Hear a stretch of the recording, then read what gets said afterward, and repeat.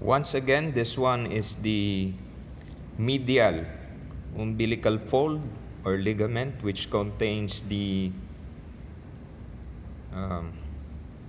umbilical artery, which is a branch coming from anterior division of the internal iliac artery. At the midline, there is also what we call the median umbilical fold or ligament, median. So it ends with the letter N. That is actually, it contains the remnant of the urachus, which is part of the embryonic and fetal genitourinary tract.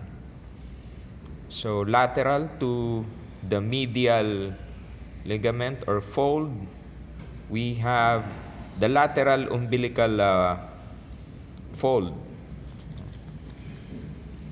There is no clear fold really that you can see right here, but if you examine it closely, you can see the outline of the blood vessels that is contained in the lateral fold.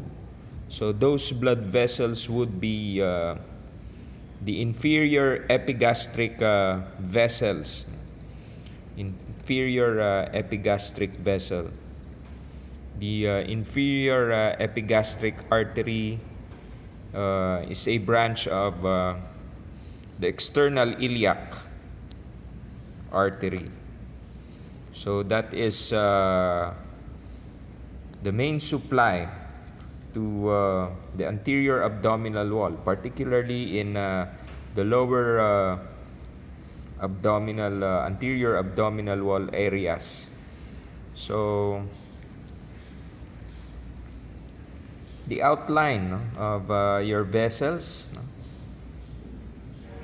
if you follow them going up, they will disappear at the level of the arcuate line.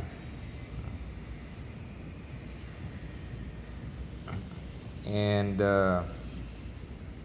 the inferior epigastric artery will actually have anastomosis with the superior epigastric artery. So just to review, superior epigastric artery comes from it's one of the distal or terminal branches of the internal thoracic or internal mammary artery.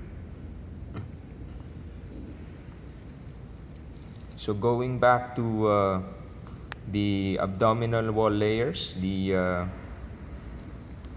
innermost layer of the anterior abdominal wall here is the parietal peritoneum. Then outside of that is extraperitoneal fascia or layer of extraperitoneal fat, and then you have fascia transversalis. So those layers are not easy to separate, especially here in our cadaver where everything is already dehydrated and the proteins have already coagulated. So the connective tissue proteins are tougher to separate.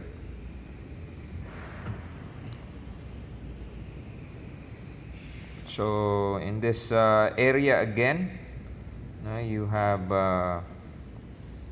the parietal peritoneum, extraperitoneal fascia, fascia transversalis, plus the thick posterior rectus sheath.